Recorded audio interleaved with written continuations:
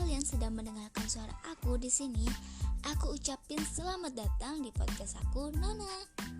Podcast pertama ini aku mau cerita lepas aja ya, untuk menghilangkan keboringan aku kali ini dan mengusir kesendirian kalian para jomblo yang mendengarkan podcast aku ini.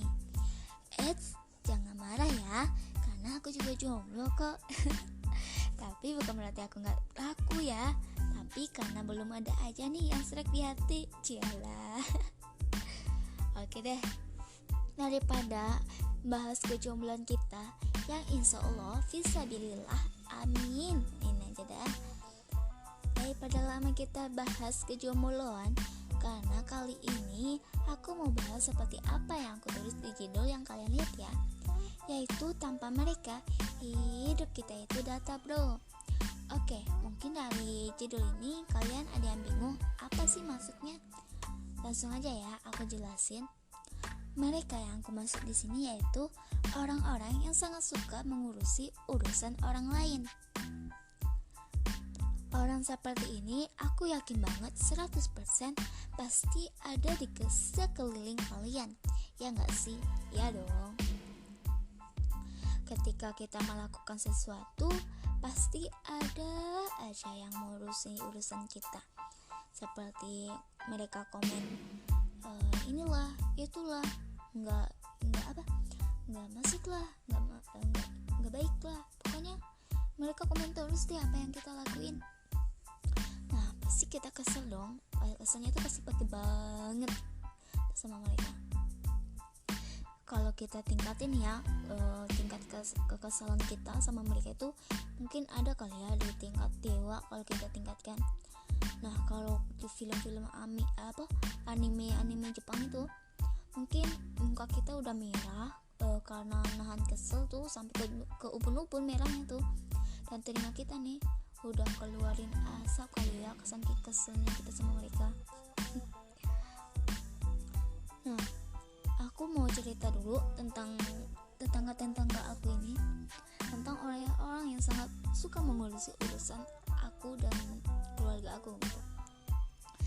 Kalian bayangin di rumah-rumah yang di dekat rumah aku itu jaraknya ya deket banget lah. Mungkin ada kalian cuma sekitar 5 langkahan udah sampai ke rumah tetangga sebelah gitu. Tapi bukan pacar 5 langkah ya, ini tetangga aku. Nanti kalian pikirin tentang pacar lagi. Kita nggak bahas pacar kali ini karena kita cuma fokus tentang orang-orang yang sangat suka mengurusi urusan orang lain, oke? Mereka itu udah janjian atau udah dijadwalin gitu teman-teman, setiap pukul jam 10 pagian atau sekitar jam 5 sore atau setengah 6 sore, mereka tuh kumpul di teras rumah, salah satu rumahnya itu yang paling dekat dengan rumah aku, dan mereka mulai menggosip yang berawal dari aktivitas yang dari orang rumah sebelah lah, sampai rumah belakang rumah aku lah, terus sampailah di rumah mereka itu menggosipkan rumah aku dan keluarga aku, yang kalau aku denger itu bikin naik darah. Dengar mereka gosip gitu, aku tuh pernah bayangin itu tetangga yang nggak ada kerjaan minggat dari sekitar aku, pasti hidup aku itu bakalan tentram. Telinga aku nih nggak bakalan mendengarkan komentar yang enggak banget, yang enggak enak di hati aku gitu, dan emosi aku itu bakalan stabil. Pasti enak banget kan suasana seperti itu. Bagi kalian yang merasakan hal yang sama bagi aku tuh, apa sih yang ingin kalian lakuin gitu? Kalau aku tuh ya pengen banget kalau seumuran dengan aku pengen banget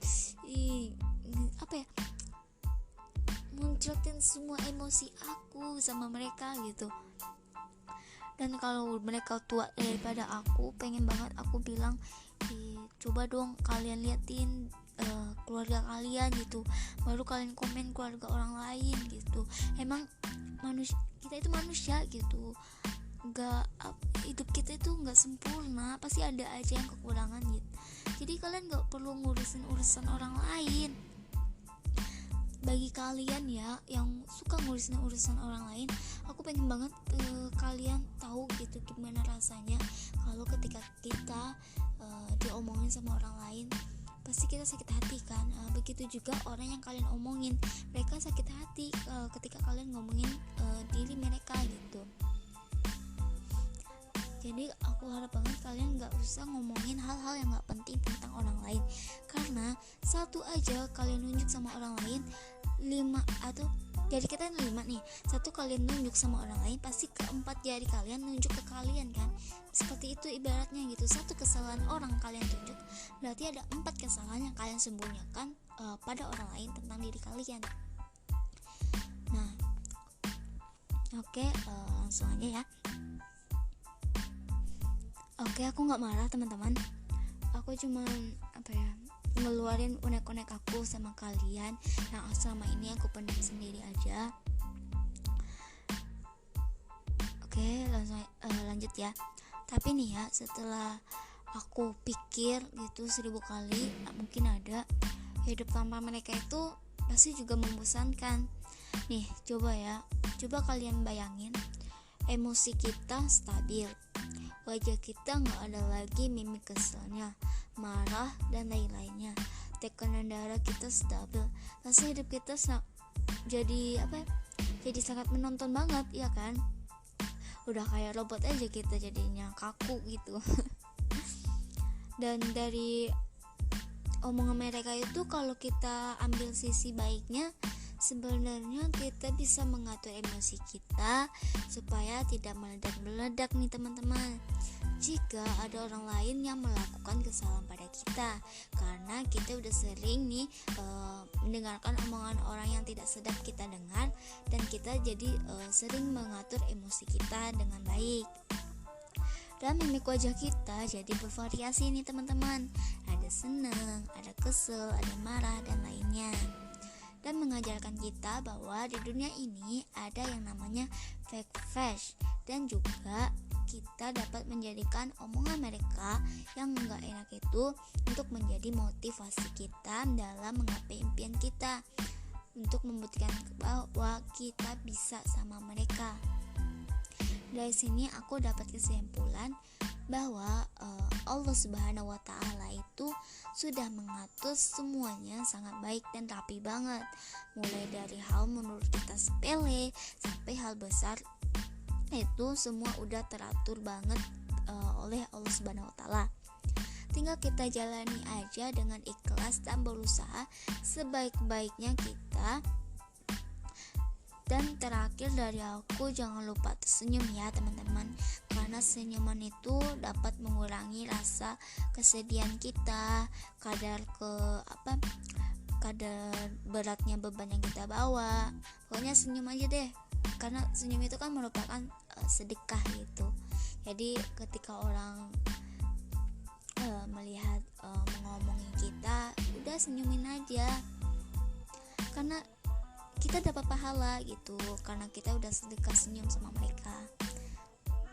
Oke deh, segini aja dulu cerita lepas dari aku. Semoga kalian bisa mengambil hikmah dari cerita ini, yaitu jadikanlah omongan orang yang merendahkan kalian menjadi motivasi kalian dalam menggapai impian kalian, dan biarkan mereka di sisi kalian, karena mereka akan menjadi orang-orang yang bertepuk tangan nantinya ketika kalian sudah berhasil.